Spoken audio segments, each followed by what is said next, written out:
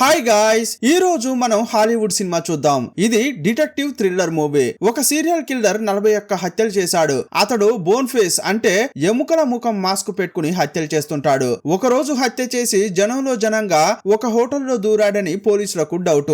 ఆ హోటల్లో 10 మంది ఉన్నారు. వారిలో ఒకరు కిల్లర్ అని సందేహంతో ఇన్వెస్టిగేషన్ స్టార్ట్ చేశారు. ట్విస్టుల మీద ట్విస్టులతో చివరకు కిల్లర్ ను రివీల్ చేసేదే ఈ సినిమా. ఈ సినిమా పేరు బోన్ ఫేస్. ఇది 2025లో రిలీజ్ అయింది. ఇక ఆలస్యం చేయకుండా సినిమాలోకి వెళ్దామా? అంతకంటే ముందు వెల్కమ్ టు కళ్ళ ముందు కదిలే చిత్రాలు.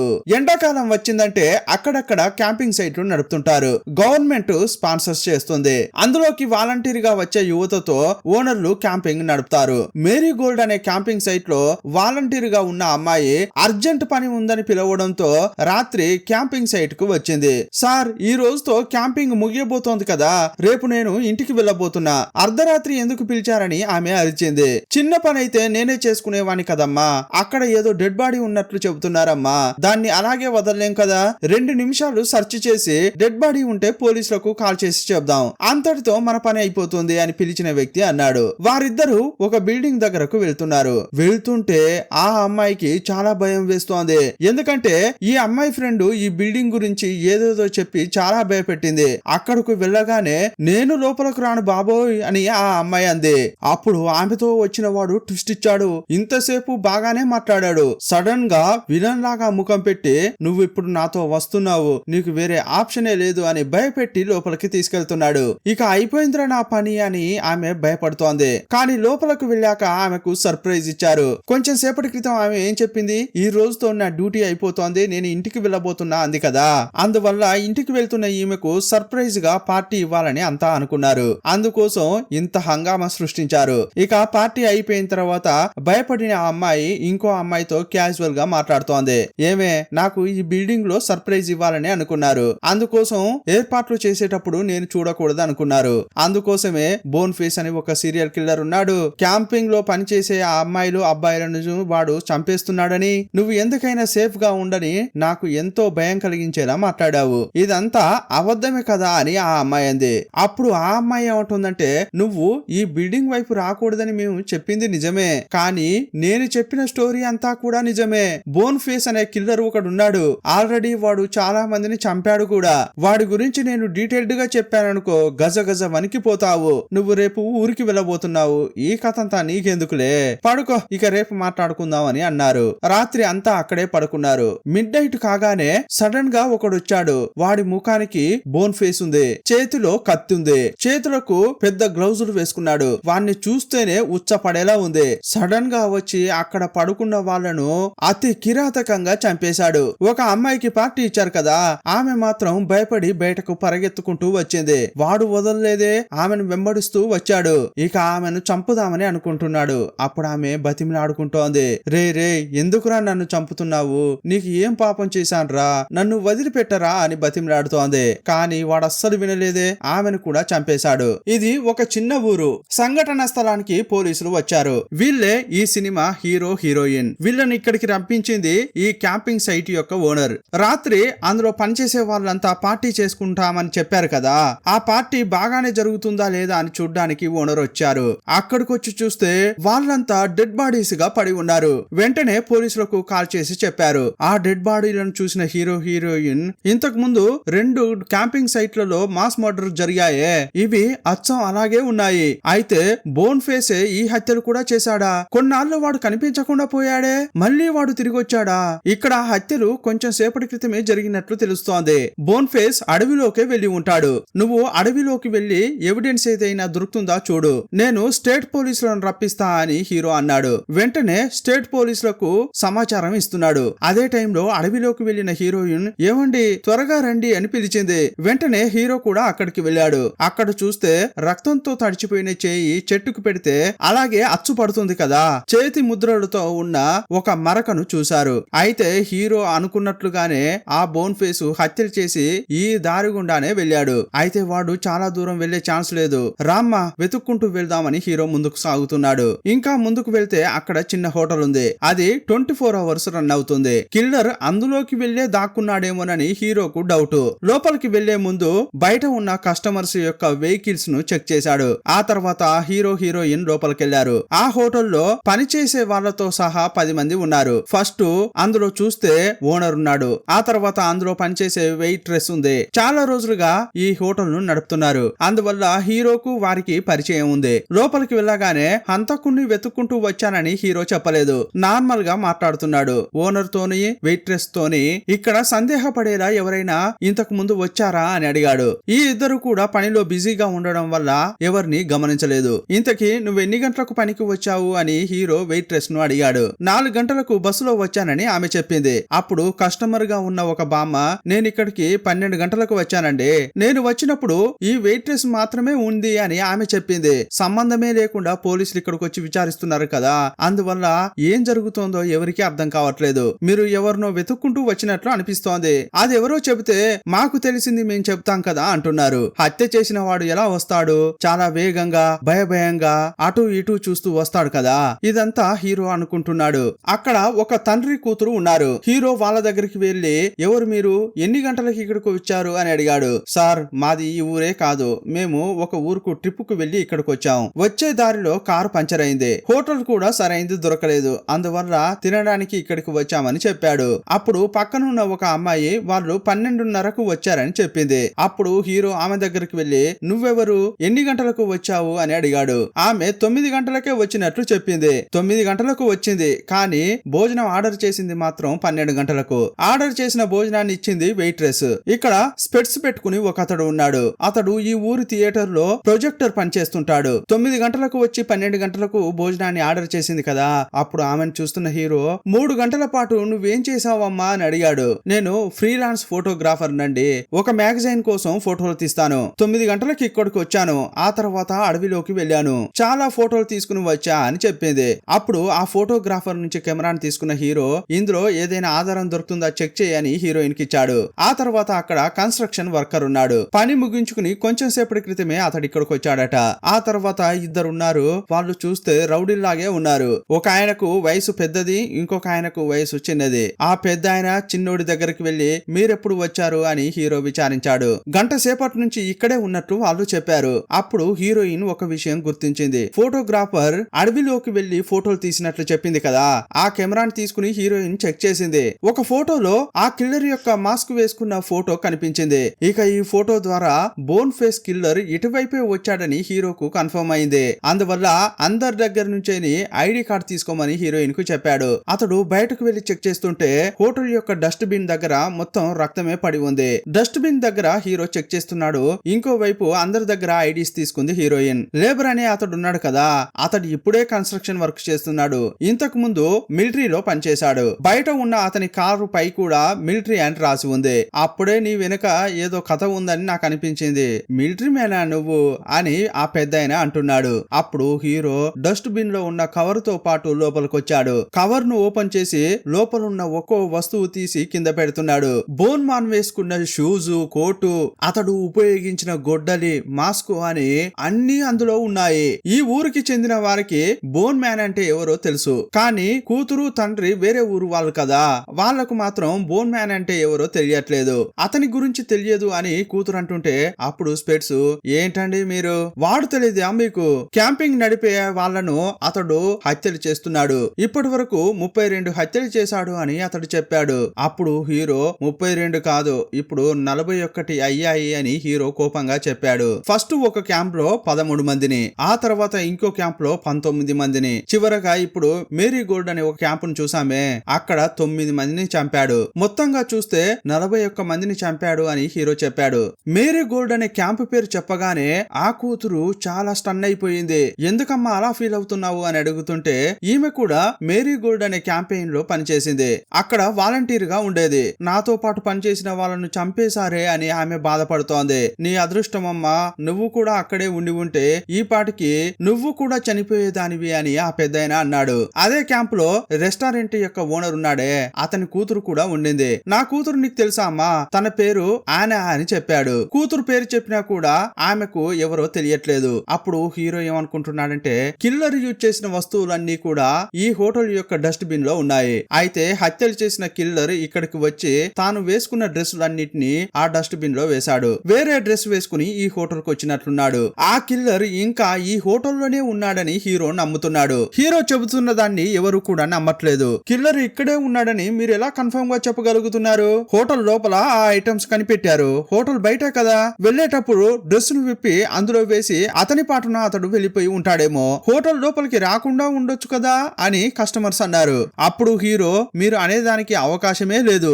ఎందుకంటే హత్య జరిగి కొంచెం సేపే అయ్యింది. స్టేట్ పోలీసు సిటీ మొత్తం రౌండ్ అప్ చేశారు. ఒకవేళ ఈ టైంలో సందేహపడేలా ఎవడైనా నడుచుకుంటూ వెళ్ళాడనుకో, వాణ్ణి పట్టుకుని విచారించేవారు, మాకు కూడా ఇన్ఫర్మేషన్ వచ్చి ఉండేది, కానీ ఎవరూ దొరకలేదే. అది చాలదన్నట్లు కిల్లర్ ఇటువైపే నడుచుకుంటూ వెళ్ళాడు.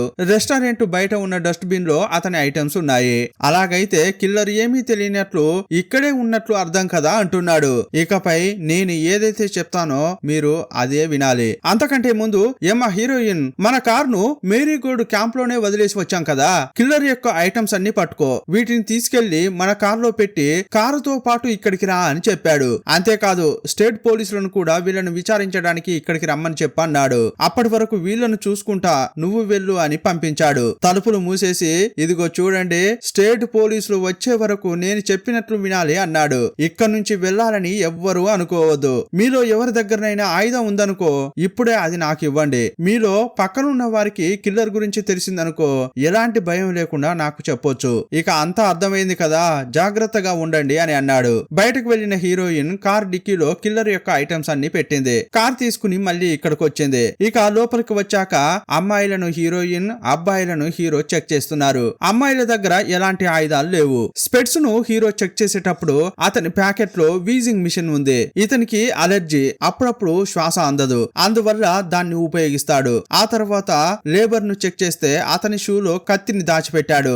ఆ కత్తిని హీరో తీసుకున్నాడు. ఆ తర్వాత పెద్ద ఆయన చిన్నోడి దగ్గరికి వెళ్లి చెక్ చేద్దామని అనుకుంటే వాళ్ళు ఓవర్ చేస్తున్నారు. అయినా కూడా హీరో చెక్ చేశాడు, వాళ్ళ దగ్గర ఏమీ లేదు. ఇప్పుడు ఎవరి దగ్గర ఏమీ లేదు కదా, అందువల్ల ఎవరైనా బాత్రూమ్ కు వెళ్లి రావాలనుకుంటే వెళ్లి రావచ్చు అని చెప్పాడు. బాత్రూమ్ లో బామ్మ ఉంది. ఆమె దగ్గరికి వెళ్లిన ఫోటోగ్రాఫర్, ఇక్కడ ఉన్న వాళ్లకు మీరెవరో తెలియకపోవచ్చు, కానీ నాకు మాత్రం మీరెవరు, మీరు ఏం చేశారో బాగా తెలుసు అంటోంది. మీ పాటను మీరు చెప్తే మంచిది, నా నోటితో చెప్పాననుకో బాగోదు, ఇక మీదే ఆలస్యం అని అంది. ఆ తర్వాత బయటకొచ్చి ల్యాప్టాప్ లో తను తీసిన ఫోటోలు చెక్ చేస్తోంది. అప్పుడు వెయిట్రెస్ ల్యాప్టాప్ దగ్గరకు వచ్చింది. ఒక ఫోటోను చూడగానే వెయిట్రెస్ భయపడిపోయింది. ఏంటండి ఈ ఫోటోలను ఎలా చూస్తున్నారండి, వాటిని చూస్తేనే నాకు భయం వేస్తోంది అని వెయిట్రెస్ అంది. డిలీట్ చేయండి అని అంటుంటే, ఏమ్మా ఇది ఇస్తేనే నాకు డబ్బులు వస్తాయి, ఇది డిలీట్ చేసి నేనేం చేసేది, వెళ్ళు వెళ్ళు నీ పని చూసుకోపో అని ఫోటోగ్రాఫర్ అంది. ఇలా హోటల్లో కొన్ని గంటలు గడిచాయి. అప్పుడు హీరోకు ఒక లీడ్ దొరికింది. ఆ స్పెట్స్ ఏం చేశాడంటే బుక్ లో ఒకటి రాశాడు. కిల్లర్ ఎవరో నాకు తెలుసు అని బుక్ లో రాసి హీరోకు ఆ బుక్ ఇచ్చాడు. కిల్లర్ ఎవరో చెప్తానని అన్నాడు కదా, అందువల్ల నువ్వు ఇక్కడే చెప్పనవసరం లేదు, బయటకు వెళ్లి మాట్లాడుకుందాంరా అని హీరో అతన్ని బయటకు తీసుకెళ్లాడు. లోపల ఉన్న వాళ్ళు భయంతో వణికిపోతున్నారు. మళ్ళీ ఏమనుకుంటున్నారంటే, అదేంటి అతన్ని మాత్రం స్పెషల్ గా బయటకు తీసుకెళ్తున్నారు, మమ్మల్ని మాత్రం ఇక్కడ నుంచి కదలొద్దని అన్నారు, అతన్ని మాత్రం ఇలా తీసుకెళ్తున్నారే, ఇది న్యాయమా అని అంటున్నారు. ఇప్పుడు స్పెట్స్ ను హీరో బయటకు తీసుకెళ్లాడు కదా, కాసేపట్లోనే లోపలికి ఎత్తుకుని వస్తున్నాడు. లోపలికి వచ్చిన వాడు చనిపోయే కండిషన్ లో ఉన్నాడు. నోటి నుంచి నురుగొస్తోంది. అతనికి అలర్జీ అయిందేమో. వీజింగ్ మిషన్ కొడదామని అనుకున్నారు. అతని ప్యాకెట్ లో ఆ మిషన్ కనిపించట్లేదు. ఎంత ట్రై చేసినా కూడా కాపాడలేకపోయారు. ఆ స్పెట్స్ చనిపోయాడు. అతడు చాలా సేపటి నుంచేని ఒక సోడా తాగుతున్నాడు. ఈ సోడాలోనే ఏమైనా కలిసి ఉందా అని దాన్ని ప్లేట్ లో పోసి హీరో చెక్ చేశాడు. అందులో స్ట్రాబెర్రీ జాము కలిపినట్లు హీరోకు తెలిసిందే. ఇతనికి బెర్రీస్ అంటే అలర్జీ. దీన్ని బట్టి చూస్తే కావాలని ఎవరో అతని డ్రింక్ లో దాన్ని కలిపి అలర్జీ వచ్చేలా చేశారు. ఇక ఎట్టి పరిస్థితుల్లో ప్రాణాలతో వదలకూడదని ప్యాకెట్ లో ఉన్న వీజింగ్ మిషన్ కూడా తీసేశారు. వచ్చినప్పటి నుంచేని అందరికి భోజనం సర్వ్ చేసింది వెయిట్రెస్.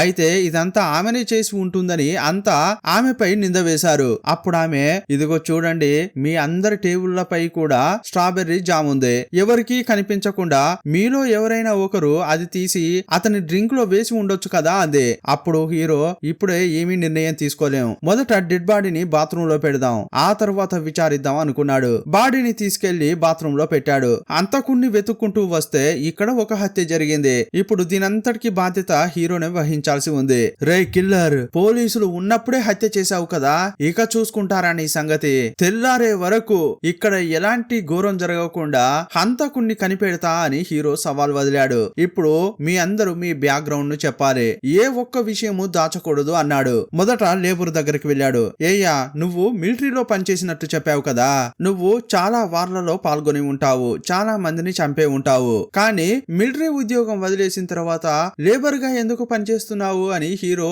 డౌట్ తో అడిగాడు. ఆ మాట వినగానే లేబర్ వణికిపోతున్నాడు. యాక్చువల్ గా ఇతడు మెంటల్ గా స్టేబుల్ గా లేడని ఆర్మీలోంచి పంపించారు. ఆ తర్వాతే తనకు దొరికిన పని చేస్తున్నా అని లేబర్ చెప్పాడు. అప్పుడు ఆ కూతురు సడన్ గా ఏమంటుందంటే, ఏయ్యా, అప్పటి నుంచి నిన్ను ఎక్కడనో చూసినట్లు నాకు అనుమానంగా ఉంది, నేను ఇంతకు ముందు నిన్ను చూశాను, నువ్వు మేరీగోల్డ్ క్యాంప్ లో పనిచేసావు కదా అంది.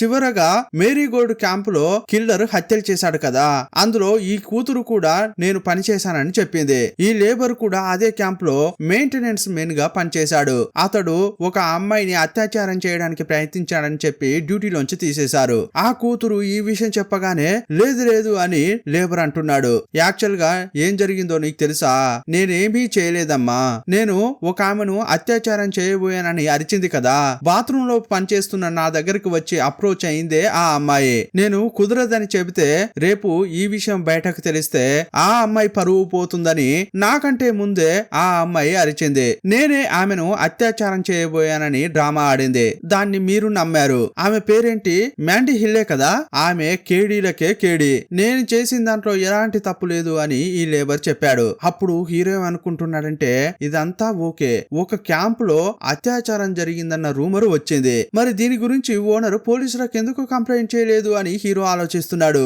ఆ ఓనర్ ఏం చేశాడంటే, కంప్లైంట్ చేస్తే క్యాంపు మూసేస్తారేమో, గవర్నమెంట్ మనకిచ్చే డబ్బులు కూడా రావు, అందువల్ల ఓనర్ ఏం చేశాడంటే లేబర్ ను పక్కకు పిలిచి జరిగిందేదో జరిగిపోయింది, ఇదంతా నువ్వు వదిలేయి, మేము వదిలేస్తాము, ఇలా మాట్లాడి కంప్లైంటే ఇవ్వలేదు ఓనర్. దీన్ని బట్టి చూస్తే ఆ క్యాంప్ లో పనిచేసిన పిల్లలను చంపడానికి ఈ లేబర్ కు ఒక మోటివ్ ఉంది కదా, ఎందుకంటే క్యాంప్ లో ఉన్న పిల్లల వల్ల ఇతనికి అవమానం జరిగింది. ఆ కోపంతో వాళ్ళందరినీ ఇతడు చంపి ఉండొచ్చు అని అంతా అనుకుంటున్నారు. అప్పుడు అతడు, ఇదిగో చూడండి, మీ ఇష్టానికి మీరు ఏదేదో మాట్లాడకండి, ఇక్కడ ఉన్న వాళ్ళమందరం ఇక్కడే ఉన్నాం, ఇక్కడ నుంచి అక్కడికి వెళ్లి హత్యలు చేసి మళ్ళీ ఇక్కడికి ఎలా రాగలరు అని అతడు అన్నాడు. అలా చేయాలనుకుంటే చేయొచ్చు అని హీరో అంటున్నాడు. నేను హీరోయిన్ వాకింగ్ లోనే అక్కడ నుంచి ఇక్కడికి వచ్చాం, మేము ఇక్కడికి రావడానికి 5 నిమిషాలే పట్టింది, దీన్ని బట్టి చూస్తే వెళ్లి రావడానికి 10 నిమిషాలు, ఇక హత్యలు చేయడానికి 10 నుంచి 10 నిమిషాలు అవుతుంది అనుకో, ఎలా చూసినా కూడా 20 నుంచి 25 నిమిషాల్లో హత్యలు చేసి ఇక్కడికి రావచ్చు. మీరంతా కూడా తినడంలో బిజీగా ఉండి ఉండొచ్చు, సైలెంట్ గా ఒక మనిషి బయటకు వెళ్లి రావడం మీరు నోట్ చేస్తారా ఏంటి?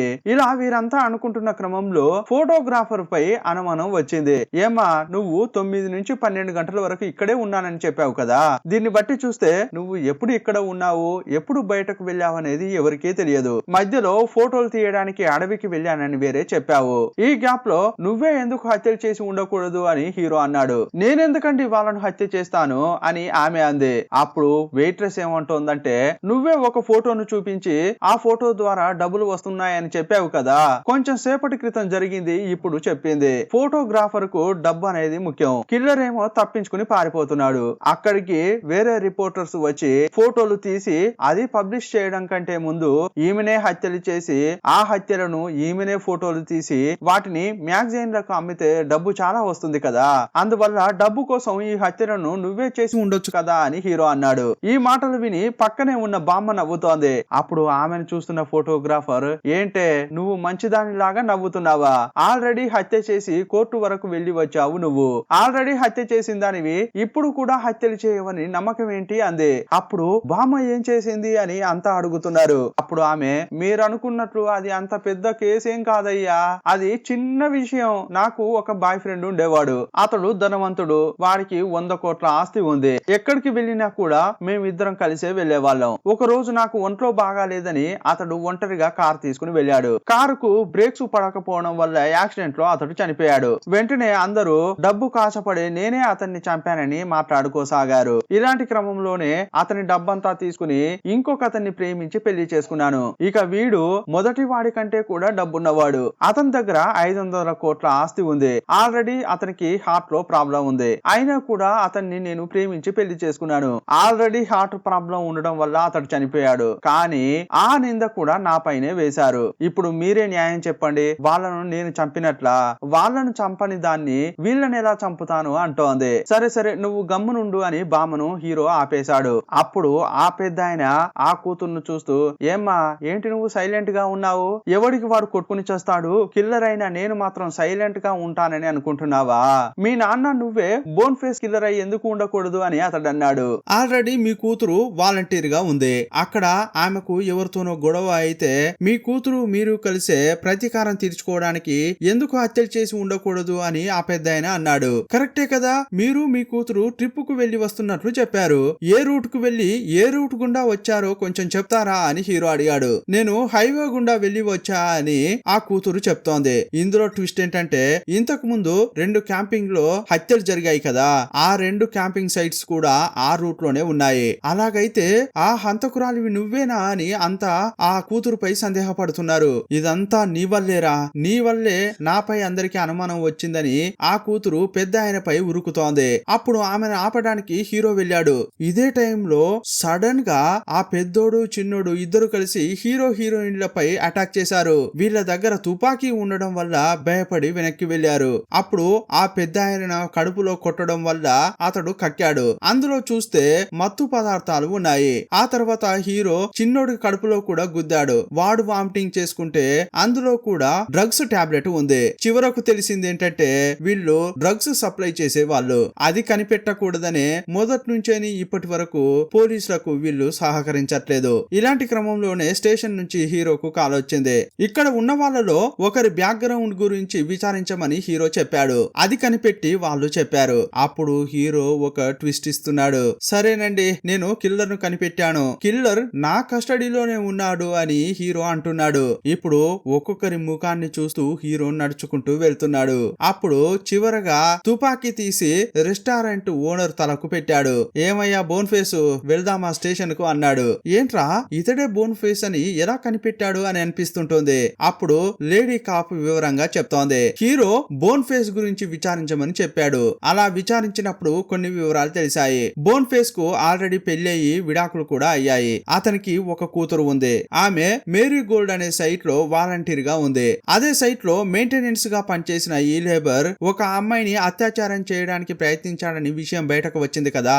ఆ అమ్మాయి పేరు మ్యాండీ హిల్ అని చెప్పారే, ఆమెనే ఈ ఓనర్ యొక్క కూతురు. కానీ ఇంతకంటే ముందు నా కూతురు పేరు ఇది, ఆమె నీకు తెలుసా అని కూతురు అనే ఆమెను ఇతడు అడిగాడు. పేరు మ్యాండీ హిల్ అని చెప్పకుండా వేరే పేరు చెప్పాడు. ఎందుకంటే ఓనర్ కు డివోర్స్ అయిపోయిన తర్వాత ఆ కూతురు తన పేరు వెనుక తల్లి పేరు పెట్టుకుంది. పేరు మారిపోవడం వల్ల ఆమె ఎవరో ఆ కూతురుకు తెలియలేదు. కానీ ఓనర్ కూతురుకు లేబర్ కు అక్కడ గొడవ జరిగింది. లేబర్ ఏమంటున్నాడు, నేనేమీ చేయలేదు, ఆ అమ్మాయే నన్ను అప్రోచ్ అయిందని అంటున్నాడు కదా.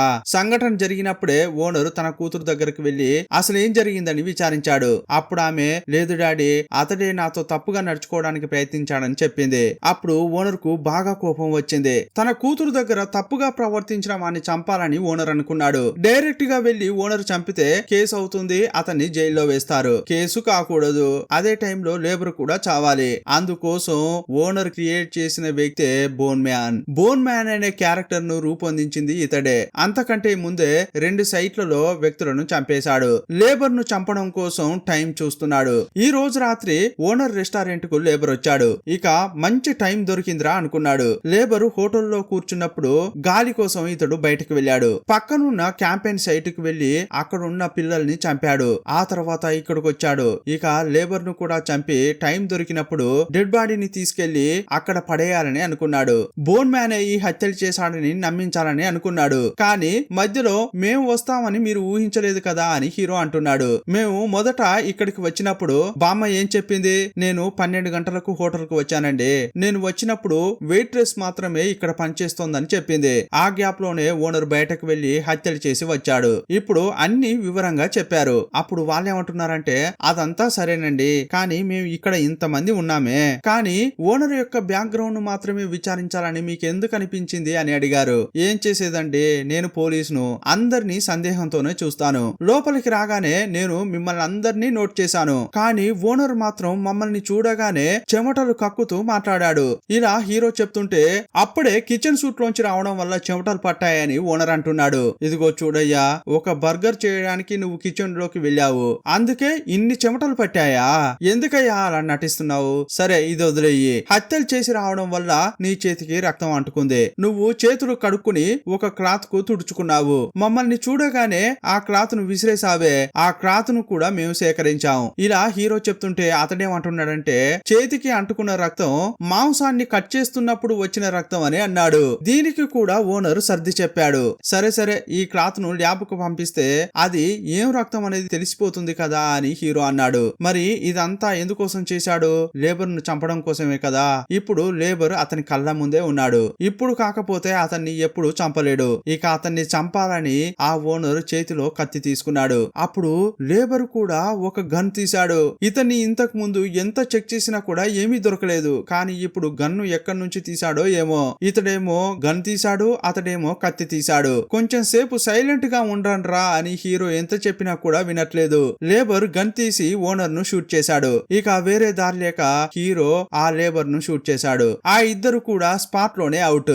ఆ తర్వాత అక్కడికి వచ్చిన స్టేట్ పోలీసులకు జరిగిందంతా హీరో చెప్పాడు. సరే మీరు ఇక్కడ నుంచి వెళ్ళండి, మేము మిగతాది చూసుకుంటామని వాళ్ళు చెప్పారు. అప్పుడు హీరో కార్ లో కూర్చున్నాడు. హోటల్లో ఉన్న కస్టమర్లందరినీ పంపిస్తున్నారు. హీరోయిన్ వెయిట్రెస్ ను తీసుకుని బయటకు వచ్చే టైంలో మనతో పాటే ఉన్నవాడు 42 హత్యలు చేశాడని ఆమె భయపడుతోంది. ఎలాగండి ఇంత దారుణంగా ఓనరు అక్కడికి వెళ్లి హత్యలు చేశాడు అని వెయిట్రెస్ బాధపడుతోంది. నేను అస్సలు తట్టుకోలేకపోతున్నాను, ఉండండి నేను లోపలికి వెళ్లి ఫ్రెష్ అయి వస్తా అని లోపలికి వెళ్ళింది వెయిట్రెస్. బాత్రూమ్ లోకి వెళ్లి చాలా సేపు అయినా ఆమె తిరిగి రాలేదు. ఎక్కర్రా ఆమె అని వెతుక్కుంటూ హీరోయిన్ బాత్రూమ్ కు వెళ్ళింది. అక్కడ సూపర్ గా ట్విస్ట్ ఇచ్చారు. బాత్రూమ్ లో వెయిట్రెస్ లేదు. ఆ తర్వాత కిచెన్ కు వచ్చింది. అక్కడ చూస్తే చాలా మాంసం ఉంది. ఆ మాంసం మధ్యలో కనిపించకుండా పోయిందే ఆ స్పెట్స్ యొక్క వీజింగ్ మిషన్, అది అందులో ఉంది. ఇది చూసిన హీరోయిన్ షాక్ అయ్యే లోపలే బయట హీరో అరుస్తున్న శబ్దం వినిపించింది. ఏంట్రా అని బయటకు వెళ్లి చూస్తే హీరో గొంతు కోయబడి ఉంది.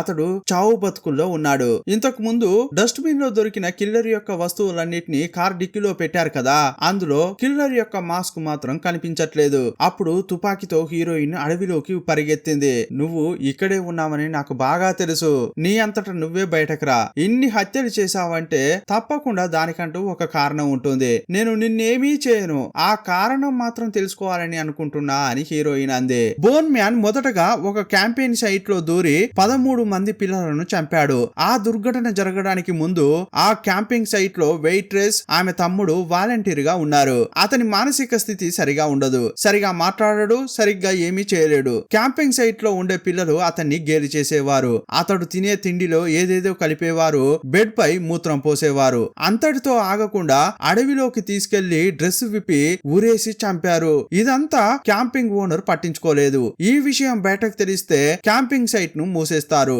డబ్బులు రావు. అందువల్ల జరిగిన హత్యను ఆత్మహత్య అని పోలీసులకు చెప్పాడు. కానీ తమ్ముణ్ణి కోల్పోయిన అక్కకు చాలా కోపం వచ్చింది. బోన్ ఫేస్ అనే క్యారెక్టర్ ను క్రియేట్ చేసి తన తమ్ముడి చావుకు కారణమైన వారిని క్రూరంగా వేటాడింది. 13 మందిని దారుణంగా చంపేసింది. అయినా ఆమె కోపం తీరలేదు. ఇంకో క్యాంపింగ్ సైట్ లో 19 మంది పిల్లలను చంపేసింది. ఆ తర్వాత సైలెంట్ గా ఉందామని అనుకుంది. కానీ ఈమె ప్రతిరోజు బస్సులో వెళ్లి వచ్చే దారిలోనే మేరీ గోల్డ్ క్యాంప్ సైట్ ఉంది. అక్కడ ఉన్న పిల్లలను చూసినప్పుడు తమ్ముడు గుర్తుకొచ్చాడు. వారిని కూడా చంపాలని నిర్ణయించుకుంది. ఓనర్ గాలి పీల్చుకోవడానికి బయటకు వెళ్లిన సమయంలో వేగంగా వెళ్లి హత్యలు చేసి వచ్చేసింది. ఆమె బయటకు వెళ్లడం, తిరిగి రావడం ఎవరు కనిపెట్టలేదు. దీన్ని బట్టి చూస్తే ఓనర్ చెప్పిన చెమటలు, రక్తంతో తడిసిన క్లాత్ గురించి చెప్పిన కారణాలన్నీ కరెక్టే. స్పెట్స్ కు ఈ వెయిట్రెస్ హంతకురాలని ఎలా తెలిసిందంటే పోలీసులు లోపలకు రావడానికి ముందే వెయిట్రెస్ వారిని చంపిన తర్వాత బోన్ ఫేస్ తోనే అడవిలోకి వచ్చి హోటల్లో దాక్కుంది. అడవి గుండా వచ్చేటప్పుడు కొన్ని ఆకులు ఆమె తలకు అతుక్కున్నాయి. వాటిని స్పెట్స్ చూసి తీసేశాడు. పోలీసులు వచ్చిన తర్వాత ఈ విషయం చెబితే దొరికిపోతానని అనుకుంది. అందువల్ల అతని పాకెట్ లో ఉన్న వీజింగ్ మిషన్ తీసేసింది. అతని డ్రింక్ లో అలర్జీ కలిగేలా స్ట్రాబెర్రీ జామ్ కలిపింది. ఇదంతా హీరో ఇంతకు ముందే కనిపెట్టి ఉంటే అతడు తప్పించుకునేవాడు, మిగతా వారిని కూడా కాపాడి ఉండేవాడు. ఇప్పుడు స్పెట్స్, హీరో ఇద్దరు చనిపోయారు. నిజం తెలిసిందని హీరోయిన్ ను కూడా గొడ్డలితో వెయిట్రెస్ అటాక్ చేసింది. కానీ తుపాకీ తీసిన హీరోయిన్ వెయిట్రెస్ ను కాల్చి చంపింది. సీన్ కట్ చేస్తే ట్రిప్ కు వచ్చిన నలుగురు బీచ్ పక్కగా వచ్చి బోన్ మ్యాన్ ఇప్పటి వరకు చేసిన హత్యల గురించి స్టోరీలుగా చెప్పుకుంటున్నారు. బోన్ మ్యాన్ చచ్చినా అతని స్టోరీ చావదంటూ సినిమాను ముగించారు. ఈ సినిమా ఎలా ఉందో మీ అభిప్రాయాన్ని కామెంట్ బాక్స్ లో రాయండి. మరో సినిమాలో మళ్ళీ కలుసుకుందాం. అప్పటి వరకు బాయ్ బాయ్.